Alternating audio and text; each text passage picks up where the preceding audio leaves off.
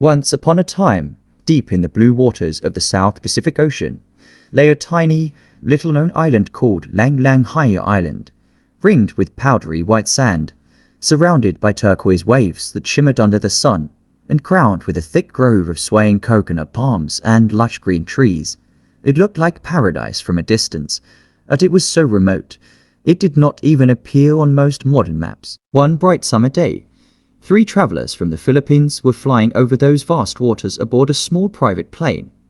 They were Arnold, a calm, middle-aged man who loved adventure and always wore a simple pendant around his neck. Susan, a strong, warm-hearted woman in her late 40s, practical and steady. And Jeff, a young man in his early 20s, full of energy and curiosity, with messy hair and a carefree spirit.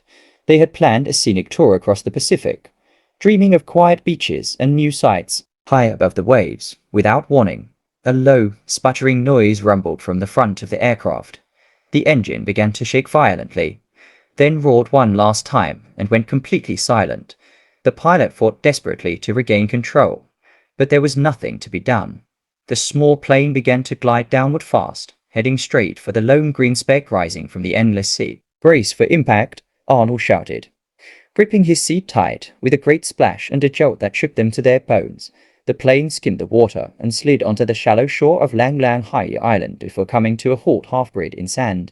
Dazed, soaked, and shaken, Arnold, Susan, and Jeff climbed out one by one, wading onto the warm beach. The plane was damaged beyond repair, the radio dead, and there was no sign of any other human being anywhere around, only the sound of wind in the palms, the crash of waves, and the distant cry of seabirds. As the sun climbed high to noon, casting short shadows on the sand, the 3 of them sat together on the shore, looking out at the empty ocean stretching endlessly in every direction.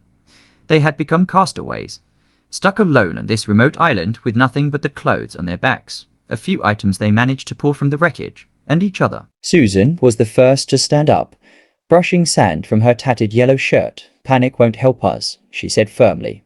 Looking at Arnold and Jeff, "We're alive. That's what matters.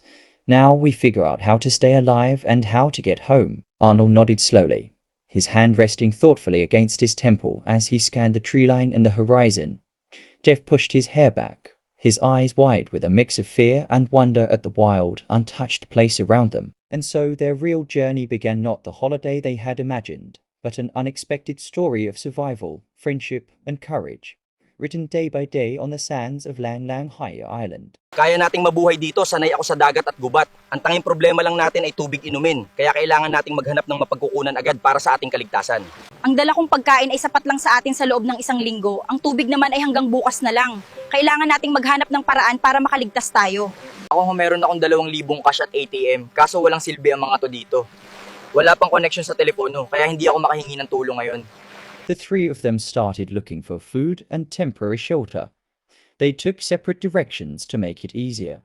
In the evening, after dinner, they suit themselves in the warmth of the bonfires and fall asleep. Next morning, Susan spotted a sparkling object from the distance. When she reached the object, it was a bottle of vintage wine. She opened it and a white smoke comes out.